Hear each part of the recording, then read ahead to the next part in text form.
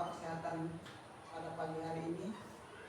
Karena kita sudah diberi kesehatan sehingga bisa melaksanakan tugas seperti biasa mendidik siswa-siswi kita. Kita selawat serta salam kita misalkan junjungan kita Nabi besar Muhammad SAW. Mudah-mudahan kita semua mendapat syafaatnya. Amin. Bapak Ibu guru yang saya hormati, hari ini saya minta waktunya karena kami akan melakukan observasi tugas kepala sekolah dalam memandu kegiatan observasi kinerja guru. Dalam hal ini adalah upaya kepala sekolah dalam meningkatkan kinerja guru. Ke depan diharapkan pembelajaran ini akan lebih baik dari sebelum-sebelumnya. Di sini saya selaku kepala sekolah mengajak Bapak dan Ibu sebagai panduan dalam melaksanakan observasi kelas Bapak Ibu semua, bahwa kita semua diharapkan melaksanakan pembelajaran itu optimal. Artinya antara kepala sekolah dan guru itu harus sejalan. Kinerja Bapak dan Ibu guru yang baik akan berakibat kepada sekolah kita, baik itu melalui rapor pendidikan dan mutu sekolah kita. Jadi di sini ada mengapa perlunya diskusi persiapan itu untuk melibatkan Bapak dan Ibu guru dalam pencapaian pembelajaran yang lebih baik. Kemudian fokusnya dalam melaksanakan observasi nantinya Bapak Ibu itu bisa bermanfaat secara jelas bagi siswa-siswa kita. Jadi harus fokus sehingga ada manfaatnya bagi anak didik kita. Walaupun materi yang diberikan itu hanya sedikit, tapi berguna maksudnya, bermanfaat dengan jelas dalam kehidupan sehari-hari. Ini 3 pilar utama diskusi yang efektif. Jadi ada komunikasi yang jujur dan partisipatif aktif. Diharapkan Bapak dan Ibu sebenarnya ketika menyusun RPP itu ada komunikasi antara guru dengan kepala sekolah, agar ketika melaksanakan observasi dapat mencapai tujuan yang sebenar-benarnya. Kemudian dalam membuat RPP juga harus realistis, artinya mempertimbangkan kekuatan kita, kemampuan kita dalam mengajarkan materi tersebut. Jadi harus yakin bahwa saya ini mampu menguasailah RPP tersebut. Kemudian yang ketiga, relevan itu terhubung dengan kinerja siswa dan tujuan sekolah. Relevan harusnya sesuai dengan kinerja siswa, kemampuan siswa dan tujuan sekolah. Jadi tujuan sekolah kita kan mau mencerdaskan anak-anak. Jadi bagaimana cara kita memberikan pembelajaran kepada siswa bisa diterima oleh siswa, bisa dipahami dan bermanfaat buat siswa itu sendiri.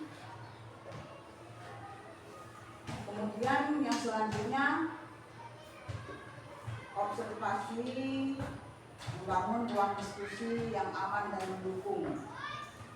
Jadi di sini harus transparan dan ada membangun rasa kepercayaan.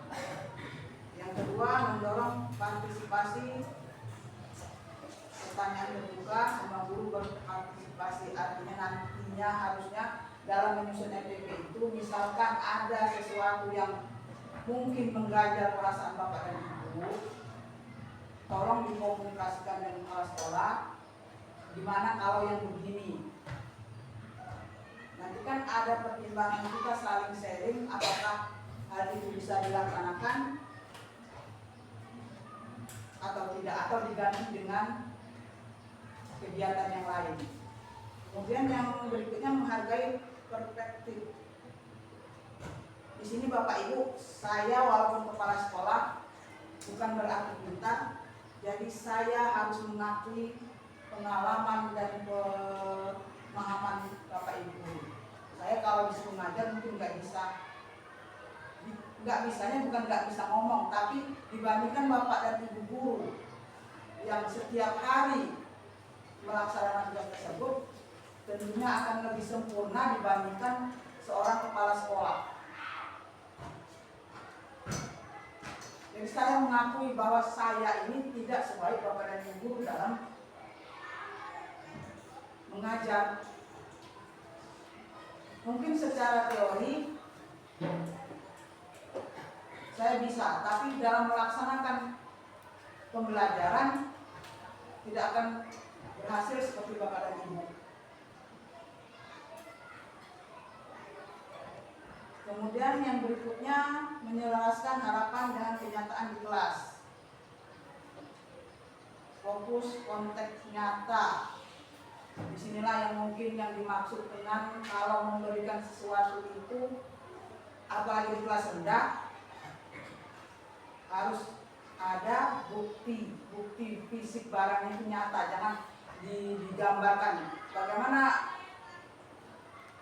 apel, misalkan ngajarin apel, buah apel itu yang gimana? Seharusnya contoh buahnya itu diusahakan ada.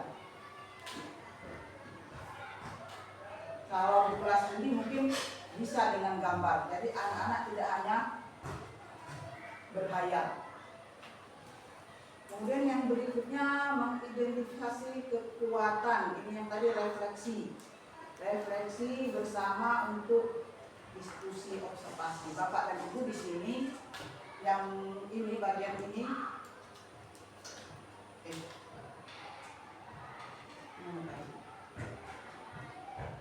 Nah ini bagian yang ini. Ini kan ada komunitas belajar ya Bapak Ibu.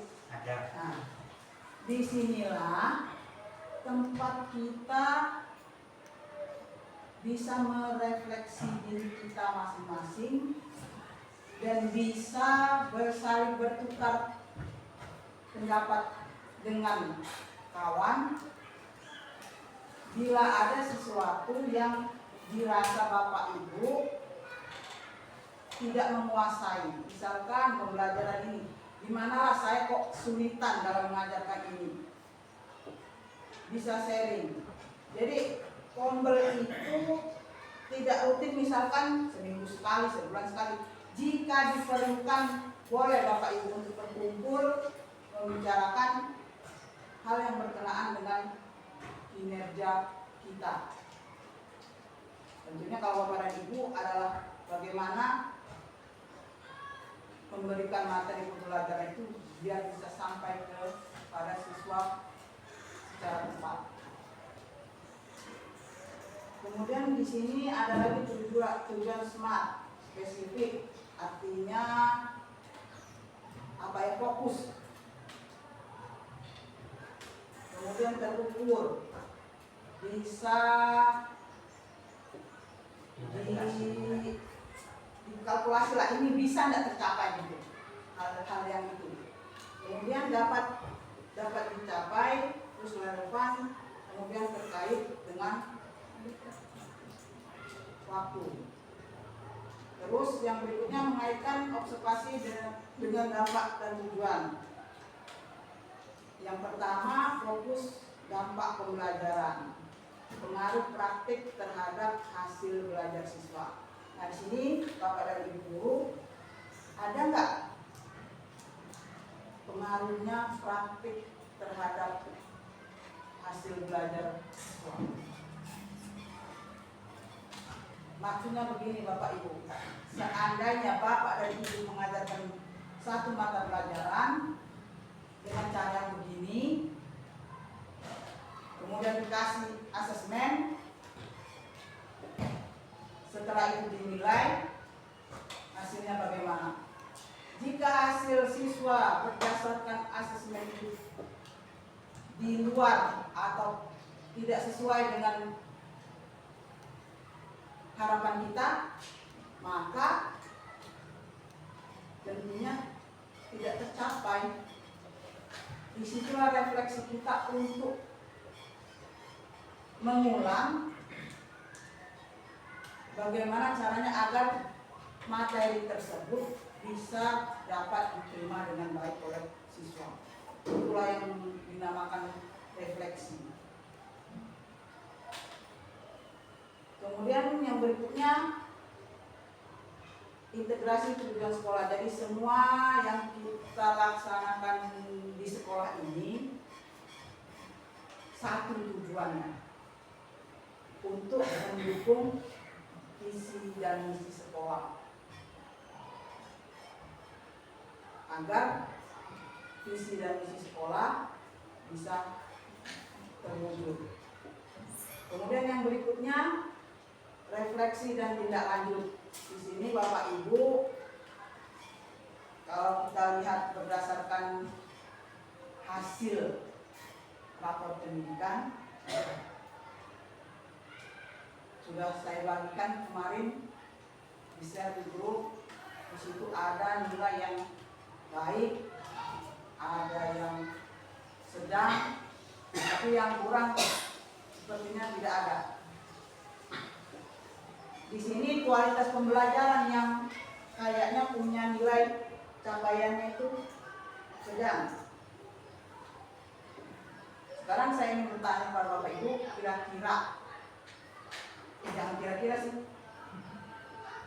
usulan apa yang bisa meningkatkan kualitas pembelajaran? Yang bisa meningkatkan kualitas pembelajaran di tahun ini masih ada Bapak Ibu AMBK tahun ini, supaya nanti nilai kualitas pembelajaran kita ini baik, harus ada upaya Bapak dan Ibu guru untuk meningkatkan metode pembelajarannya.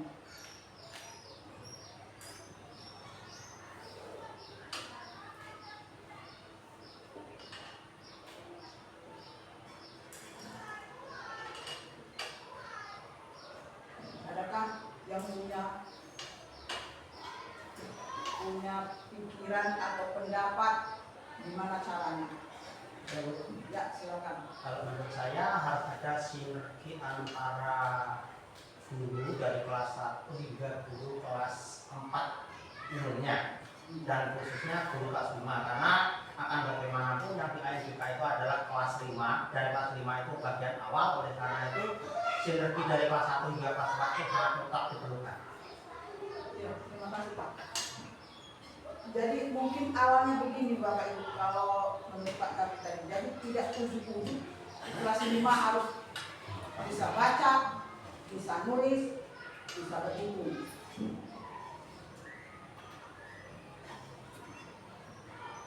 Ya kan Bapak Ibu, jadi dari awal kelas 1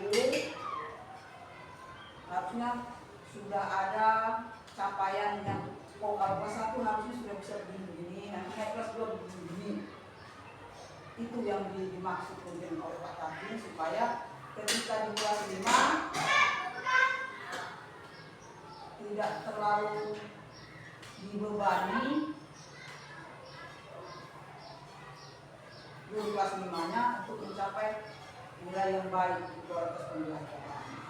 Tapi ini bukan di siswa, tapi gurunya yang harus berbenah. Berkenaan dengan itu, kemarin juga di numerasi, Bapak Ibu guru ya, numerasi kayaknya sedang nilainya, kalau nggak salah. Tapi yang rekomendasi dari PBD ini, kualitas pembelajarannya dulu. Jadi Bapak dan Ibu gurunya dulu diminta untuk meningkatkan metode pembelajaran. Itu bisa juga dengan adanya ngobrol, kemudian berbagi praktik baik, atau jika Bapak Ibu punya pengalaman atau ada dilihat di YouTube cara mengajarkan materi ini, itu bisa dipelajari kemudian diterapkan kalau misalkan ada yang sesuai dengan kondisi kita. Jadi tidak selamanya yang baik dari luar itu bisa kita praktekkan, lihat situasinya. Jadi nilai-nilai baiknya itulah yang bisa diterapkan, namanya berbagi praktik baik. Jadi saling berbagi di komunitas belajarnya. Kemudian lagi ada numerasi Bapak Ibu. Selaku guru kelas 5, saya lihat Pak tadi sudah berusaha untuk memberi materi Pak Dia supaya gimana anak-anak itu bisa kalian. Itu salah satu usaha bagaimana bisa memperbaiki nilai matematika anak-anak ini. Dari pihak sekolah, saya juga sudah menganggarkan untuk pembelian alat peraga matematika, ada matematika kalau nggak salah itu. Jadi dari kepala sekolah sudah berusaha juga memberikan sesuatu yang bisa membantu Bapak dan Ibu guru untuk bisa menerapkan pembelajaran matematika itu supaya disenangi anak-anak. Terus terang memang pelajaran matematika ini kurang diminati karena sudah dari awal mendengar ucapan matematika itu sudah seperti melihat hantu. Jadi tolong Bapak dan Ibu, bagaimana caranya memberikan pelajaran matematika ini berusaha untuk menyenangkan. Kalau sudah senang, baru bisa masuk ke pembelajarannya. Selain itu, kita berefleksi Bapak Ibu ya, berdasarkan rapor pendidikan, ada juga numerasi. Tahun 2023, numerasi, literasi itu baik. Ketika di tahun 2024 menjadi sedang. Saya minta pendapat Bapak Ibu, gimana caranya itu supaya bisa menjadi baik kembali literasinya. Itu Ya, untuk kalau menurut saya untuk meningkatkan yang literasi itu kita optimalkan fungsi dari perpustakaan, karena selama ini saat istirahat anak-anak itu kayaknya kurang minat untuk ke perpustakaan. Jadi kemampuan literasi anak kita itu kurang. Mungkin kita bisa melihat anak itu bisa membaca tapi kurang bisa memahami makna isi bacaan. terima kasih Pak Rahmat. Memang apa yang katakan Pak Rahmat itu benar adanya. Minat baca anak-anak kita ini kurang. Maka itu memang perlu perpustakaan itu diberdayakan lebih baik lagi. Selain itu, adakah usaha yang lain selain dengan istilahnya anak itu disuruh perpustakaan secara bergantian? Adakah cara lain yang lebih efektif selama di dalam kelas? Saya mendukung dari dalam Rahmat. Sebenarnya siswa itu kayak Rahima ya, itu sudah lancar membaca, bisa membaca. Tapi untuk memahami dari isi bacaan itu terlalu sulit. Nah, maka harus dipaksa cara membacanya berulang-ulang, kemudian ditanyakan paragraf per paragraf. Nah, setelah itu disuruh menceritakan kembali. Jadi kalau mereka bisa menceritakan kembali dari isi bacaan yang dibaca itu, sedikit demi sedikit mereka itu memahami. Tapi dari Rahima sendiri sulit Bu yang kayak begitu. Jadi yang saya alami seperti itu. Tidak tahu kalau kawan-kawan yang lain bagaimana. Gimana dengan Bapak Ibu yang lain? Dan kalau menurut tadi saya juga ini juga kesulitan di kelas 4 ya, yang jelas literasinya gitu. Jadi metode yang saya pakai untuk menerapkan anak itu ke literasi, setiap misalnya kalau ada materi itu baca itu semua baca, kemudian dia itu tadi ditanya apa isinya, ya walaupun kesulitan nyantel dikit-dikit itu dong, barang dengan Bu Andi kasih gantian seperti ini kalau Terima kasih Bu Candy. Mungkin sama semua Bapak dan Ibu pendapatnya. Jadi dalam pemikiran saya juga sama.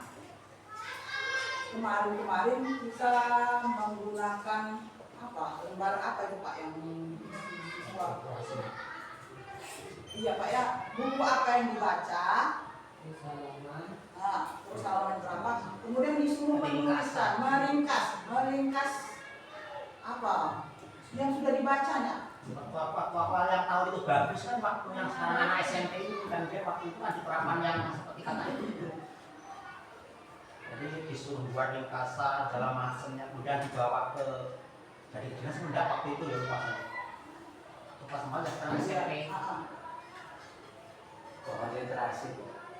Jadi anak-anak kan sudah kan dikasih baca ya, baca buku, kemudian sebelum belajar itu 5 sampai 10 menit baca buku, kemudian nanti menuliskan mungkin seminggu sekali di kertas, kemudian ditempel jadi pohon literasi. Jadi nanti anak-anak, oh saya sudah belajar yang ini, sudah baca yang ini, pakai kertas yang warna-warni itu. Oh ya, makasih Bapak dan Ibu. Itu usul-usulan yang baik dan Bapak Ibu sudah melaksanakan. Mungkin tinggal lagi diaktifkan gitu, pengaktifan kembali. Bagaimana caranya agar literasi itu bisa lebih baik nilainya. Salah satunya memang kemarin kita kan melaksanakan kita dibaca, kemudian disuruh meringkas. Kemudian ada juga ketika hari Senin anak-anak ini disuruh literasi itu diberdayakan lagi, istilahnya apa yang buku dia baca disuruh menceritakan bahasanya sendiri, biar temannya yang lain juga ikut sama. Itu mendidik juga anak yang berani berhadapan dengan orang dan dia bisa mengingat yang saya baca ini apa. Karena kalau literasinya sudah kurang Bapak Ibu, untuk membaca soal di AMBK itu sulit karena soalnya hanya panjang kalimatnya. Kalau nggak bisa paham apa yang dimau dari soal tersebut. Jadi ke depan Bapak Ibu saya berharap apapun usaha kita ini mudah-mudahan berhasil. Saya juga sudah dari Dana Bos nanti menganggarkan untuk membuat pojok baca di setiap kelas. Tapi nanti bukan setiap kelas karena kalau dia ada kelas sidang bisa sebenarnya saling menjaga. Kuncinya Bapak dan Ibu. Jadi buku sebagian sudah saya berikan dari Palembang, buku cerita yang baru-baru, ada sebagian juga masih di Palembang belum saya bawa. Nanti saya menganggarkan untuk buat entah pohon literasi kata Pak Wandi tadi, kemudian nanti ada tempat rak buku yang ditempel di dinding supaya tidak menyita ruangan. Kemudian nanti di bawahnya kita satu tikar dibuat untuk duduk mereka membaca di jam istirahat. Bukunya itu nanti kan ada juga buku dari apa kemarin ritme itu ya. Nah itu bisa ditaruh di kelas dengan cara disesuaikan dengan kelasnya. Misalkan yang bergambar besar itu di kelas rendah. Sesuai fasenya. Kemudian nanti ditukar, misalkan yang kelas ini bisa kan Bapak Ibu bertukar yang minggu ini atau bulan ini kelas 4, nanti ditukar kelas 5, yang 5 kelas 4 atau kelas 6. Jadi ditukar dulu. Mungkin itu usaha agar literasi kita di tahun 2025 ini menjadi baik kembali. Selain meningkatkan juga kualitas pembelajarannya.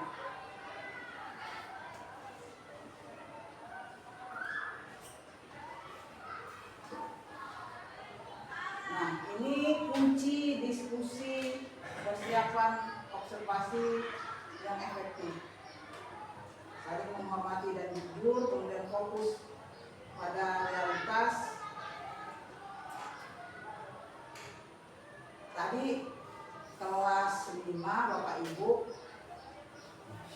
sudah melaksanakan observasi.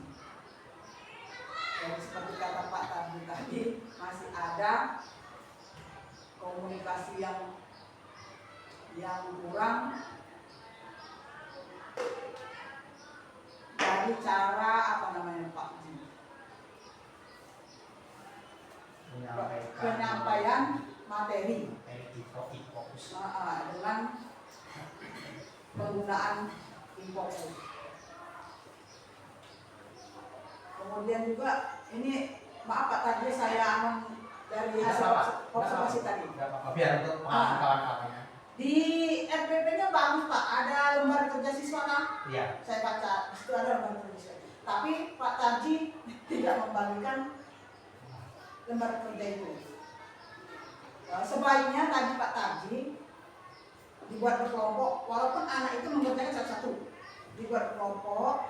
Jadi nanti LKPD lembar kerja siswa itu dibagikan satu kelompok. Ada yang baca. Pertama begini, kerja semua. Sudah selesai. Kedua ini perintahnya, kerja sama-sama. Jadi bisa mereka berkomunikasi dengan sesama kawan. Jadi tidak terfokus ke gurunya, mereka kerja sendiri saling tanya. Akhirnya semua bisa. Itu Pak. Kalau yang tadi sebenarnya bagusnya LKPD lembar kerja siswa itu dibagikan ke kelompok. Jadi saling, kalau ibu disuruh buat sendiri-sendiri, atau kalau bapak ibu guru yang lain yang belum melaksanakan observasi bisa juga berkelompok seperti tahun kemarin Bumi kan. Jadi ada yang menulis, ada yang membacakan, nanti yang lain pendapatnya apa, tulis di situ. Jadi semuanya itu kerjasama ada bekerjasamanya gitu. Untuk yang belum melaksanakan observasi, saya berharap Bapak dan Ibu mari kita bersama-sama meningkatkan kualitas pembelajaran. Itulah gunanya observasi Bapak Ibu. Jadi kekurangan kita di sekarang ini akan menjadi perbaikan kita ke depan agar kualitas pembelajaran kita lebih baik dengan metode yang berbeda. Tidak menggunakan infokus tidak apa-apa, asalkan bisa menciptakan anak itu aktif belajar. Lewat diskusi menggunakan LKPD bisa tanpa infokus. Jadi Bapak dan Ibu guru, kalau saya sudah terbayang, saya tidak tahu pelaksanaannya. Bapak Ibu guru membagikan LKPD, sudah itu disuruh membaca, ketuanya sudah baca apa perintahnya, nanti yang lain ikut mencari apa jawabannya. Mungkin Bapak dan Ibu mudah-mudahan apa observasi kita nanti berjalan lancar dan bisa menjadi pengembangan diri kita ke depan. Terima kasih Bapak dan Ibu sudah ada saran dan pendapat. Mari sama-sama kita bisa meningkatkan kualitas pembelajaran. Sebelum kami tutup, jika ada kata atau perbuatan yang mungkin menyinggung perasaan, perkataan yang menyinggung perasaan Bapak dan Ibu, saya mohon maaf. Saya akhiri. Wassalamualaikum warahmatullahi wabarakatuh.